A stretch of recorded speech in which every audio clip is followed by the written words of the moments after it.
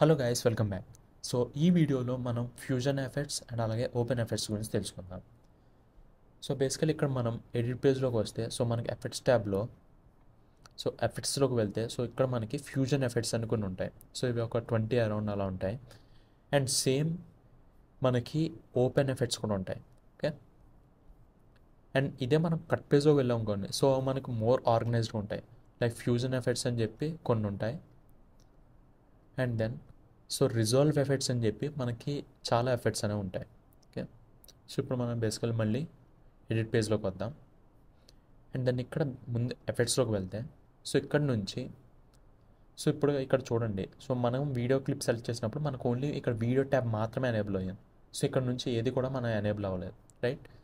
ఇప్పుడు మనం ఒక ఎఫెక్ట్స్ని తీసుకొచ్చి దీనిపైన వేసాం అనుకోండి.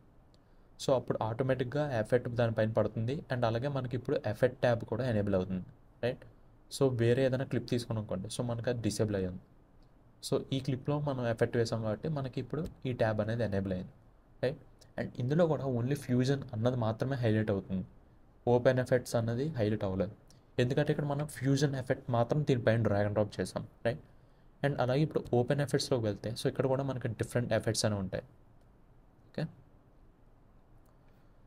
ఇందులో కూడా మనం మేబీ బ్లర్ అన్నదాన్ని సెలెక్ట్ చేసుకోవచ్చు.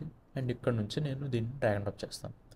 ఇప్పుడు మనకి ఓపెన్ ఎఫెక్ట్ ట్యాబ్ కూడా ఎనేబుల్ అయ్యింది. ఓకే, ఇప్పుడు వీటి రెండింటి మధ్య స్విచ్ అవ్వచ్చు.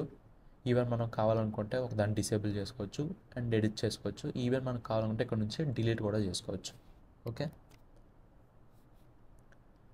ఇక్కడ బ్లర్నెస్ ఎక్కువైంది కాబట్టి మనం కావాలనుకుంటే బ్లర్నెస్ అక్కడి నుంచి తగ్గించుకోవచ్చు. అండ్ అలాగే ఇక్కడ ఈ ఎఫెక్ట్స్లో మనకి ఆర్డర్ కూడా ఇంపార్టెంటే. ఇక్కడ మనం ఫస్ట్ డ్రోన్ ఓవర్లు వేసి దానిపైన బాక్స్ బ్లర్ వేసాం కాబట్టి ఓవరాల్గా మనకి ఇమేజ్ అంతా కూడా బ్లర్ అనిపిస్తుంది. ఓకే, అండ్ అలాగే ఇందులో కూడా మనం మల్టిపుల్ ఎఫెక్ట్స్ అనేవి వేసుకోవచ్చు. లెట్స్ సే నేను ఇక్కడ ఇన్వర్ట్ అన్నదాన్ని సెలెక్ట్ చేస్తాను. ఓకే, దానికన్నా ముందు ఇవి రెండు డిలీట్ చేసేద్దాం. దాన్ని ఇప్పుడు ఇన్వర్ట్ కలర్ అన్నదాన్ని వేస్తాను.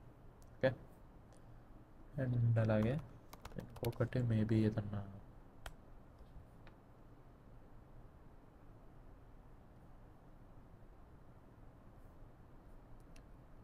కలర్ జనరేటర్ వెళ్తాం. ఓకే, ఇప్పుడు ఫస్ట్ మనం ఇన్వర్ట్ కలర్ వేసాం అండ్ దానిపైన కలర్ కంప్రెసర్ వేసాం. ఈ కలర్ కంప్రెసర్ నుంచి మనం కొన్ని చేంజెస్ అనేవి చేద్దాం. లైక్ హ్యూ, సాచురేషన్ అండ్ అలాగే లూమినెన్స్ ఇటువంటివి చేంజ్ చేద్దాం. ఓకే, ఇప్పుడు ఏంటంటే మన క్లిప్ ఏదైతే ఉందో దానిపైన ముందు ఇన్వర్ట్ కలర్ పడింది అండ్ దానిపైన మనకి కంప్రెసర్ ఎఫెక్ట్ అనేది పడింది, రైట్? ఇప్పుడు మనం ఈ ఎఫెక్ట్స్ అనేవి స్విచ్ కూడా చేసుకోవచ్చు.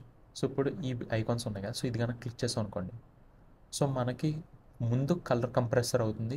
దానిపైన మనకి ఇన్వర్ట్ కలర్ అవుతుంది. ఈ ఆర్డర్ అనేది చాలా ఇంపార్టెంట్. దీనికి బెస్ట్ ఎగ్జాంపుల్ ఏంటంటే మనం ఒక గ్రీన్ స్క్రీన్ ఉన్న షాట్ తీసుకున్నాం అనుకోండి. బేసిక్గా మనం ఫస్ట్ గ్రీన్ స్క్రీన్ రిమూవ్ చేసి దానిపైన మనం కలర్ కరెక్షన్ అనేది చేస్తాం, రైట్? అలా కాకుండా ముందు కలర్ కరెక్షన్ చేసి దాన్ని గ్రీన్ స్క్రీన్ రిమూవ్ చేయం కదా. బేసికల్లీ అదే విధంగా ఇక్కడ వర్కౌట్ అవుతుంది అన్నమాట. మనం ఇక్కడ ఎఫెక్ట్స్ ఏదైతే వేస్తామో దాని యొక్క ఆర్డర్ అనేది కూడా చాలా ఇంపార్టెంట్. జస్ట్ అది డెమోన్స్ట్రేట్ చేయడానికి మాత్రం ఇక్కడ బేసిక్గా కొన్ని ఎఫెక్ట్స్ అనేవి తీసుకున్నాను.